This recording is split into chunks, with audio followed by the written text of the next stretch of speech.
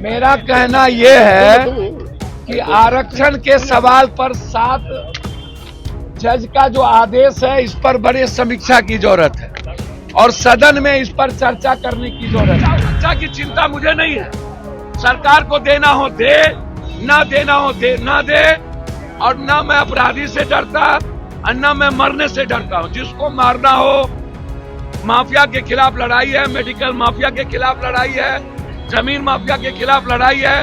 कल भी सदन में मेडिकल माफिया के खिलाफ मैं आग उठा। बिहार में जिस तरीके से अपराध बढ़े हैं और मुझे लगता है कि भट्टी जी को हटाने की जो व्यवस्था, हमें जो जानकारी है कि भट्टी जी को जो प्रतिनियुक्त था उसको यहाँ से वापस करने के लिए रिलीव करने की जो बात चल रही है, तो इसका मतलब है कि शासन प्रशासन में कुछ भी भैया किसी को नहीं सताता है। शहादत शहीदों का परिवार है, जिसको मरने से नहीं डर है। राहुल गांधी को कोई डरा सकता है? नमस्कार, आप देख रहे हैं न्यूज़ 4 नेशन। मैं आपके साथ अभिजीत सिंह। पूर्णिया से निर्दलीय सांसद पप्पू यादव ने साफ तौर पर कहा है कि हमें मरने से डर नहीं लगता है। हम लगातार माफियाओं के खिलाफ हैं जो सवाल खड़े करते हैं, और जिस तरह से बिहार के डीजीपी को चेंज किया जा रहा है, इसको लेकर भी सवाल पूछ रहे हैं बिहार के मुख्यमंत्री नीतीश कुमार से। पहले क्या कुछ कर रहे हैं पप्पू यादव, पहले सुनिए उनकी बातों को।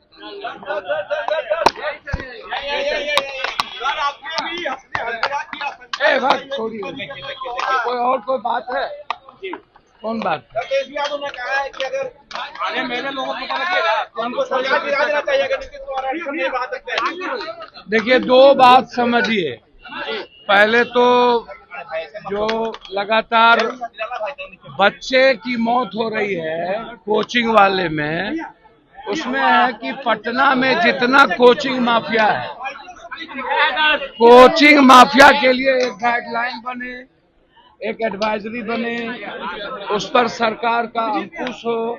तो अभी हम लगातार कोचिंग माफिया दिल्ली से लेकर के पटना तक, ये सवाल है तो क्या बिहार के कोचिंग माफिया के लिए अभी तक सरकार ने कोई पॉलिसी बनाया, कोई गाइडलाइन बनाया है? आरक्षण के सवाल पर बिल्कुल समझिए, सही कह रहा, नीचे रखो, नहीं तो नहीं करने देंगे, किसी को नहीं करने देंगे। सुप्रीम कोर्ट का जो एक आदेश आया है एसटी एससी में क्रीमिलियर को लेकर के, इस पर बड़े समीक्षा की जरूरत है। एक तरफ आरक्षण को लगातार कटल करने की, दूसरे तरफ आरक्षण जब बिहार में या तमिलनाडु में पहले भी दिया गया 67%, उसके बाद मेरा एक आग्रह है, सिर्फ यह कहना कि नीतीश कुमार जी यदि डबल इंजन इसको अध्यादेश नहीं ला पाते हैं भैया, तो क्या बोलेंगे आप लोग? ऐसे करिएगा तो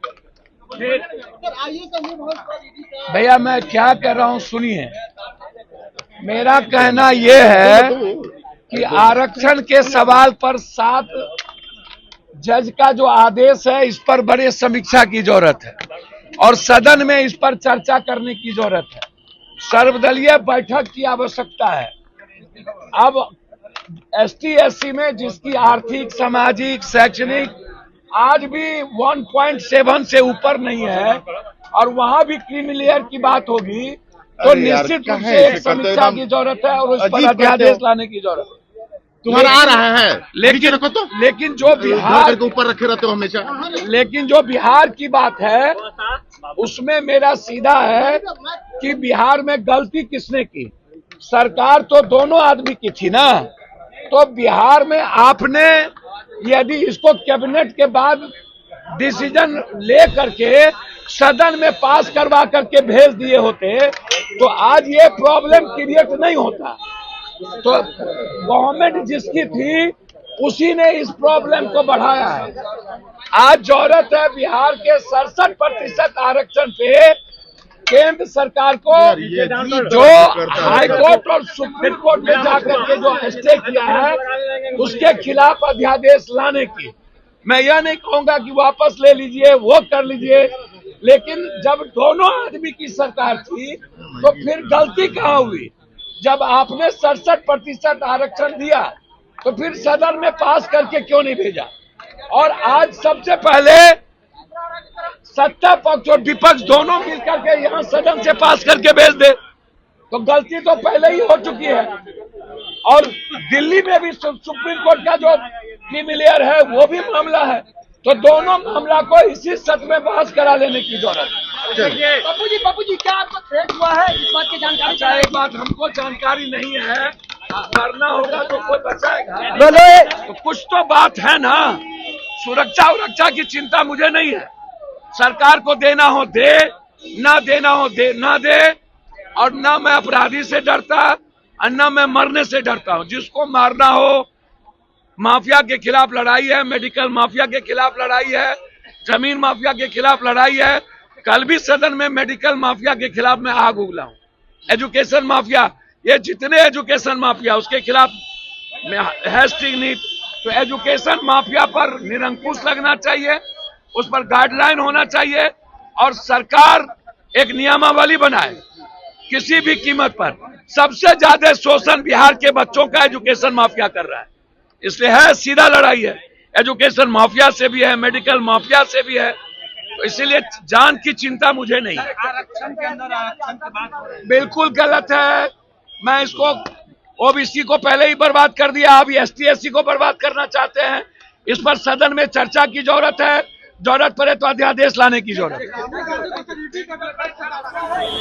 अच्छा, एक बात हमको जानकारी नहीं है, मरना होगा तो कोई बचाएगा, जिसको मारना होगा मारेगा, मरना होगा तो कोई बचाएगा। आप हमको समझिए। सुरक्षा की मांग कर रहे हैं क्या सर? भैया, सुरक्षा देने की जिम्मेदारी हमारी नहीं है, सुरक्षा देने की जिम्मेदारी सरकार की है।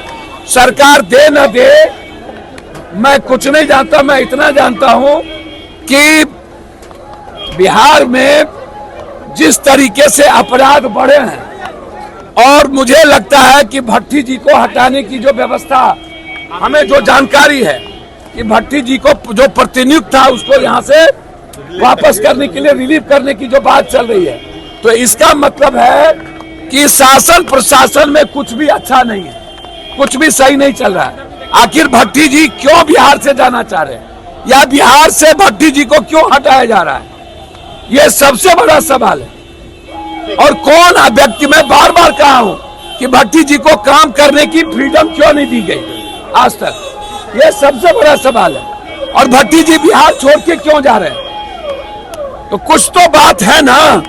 सुरक्षा की चिंता मुझे नहीं है, सरकार को देना हो दे, ना देना हो दे ना दे, और ना मैं अपराधी से डरता और ना मैं मरने से डरता।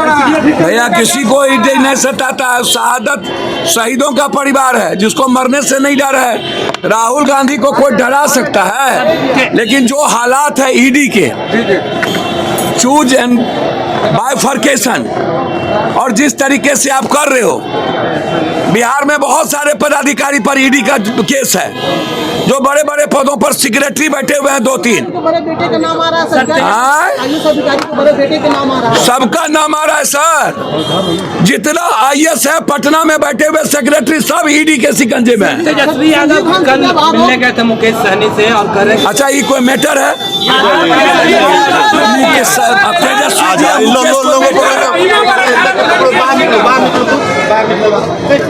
आपने सुना पप्पू यादव किस तरह से कहते हुए जा रहे हैं कि बिहार के DGP जो भट्टी को काम करने की आजादी नहीं दी गई थी और उन्हें हटाया जा रहा है। क्यों, हम इस सरकार से सवाल पूछते हैं। और जिस तरह से माफियाओं के खिलाफ वो लगातार आवाज बुलंद कर रहे हैं, जिसको लेकर उन्हें धमकी मिला है, उसको लेकर भी क्या कुछ कहा पप्पू यादव ने सुना। लेकिन जिस तरह से ईडी की जो डर है वो राहुल गांधी को सता रहा है, इसको लेकर भी क्या कुछ कहा पप्पू यादव ने, आपने सुना। इस तमाम को न्यूज़ के साथ नमस्कार। पनोरमा ग्रुप, जो सोचता है वो करता है।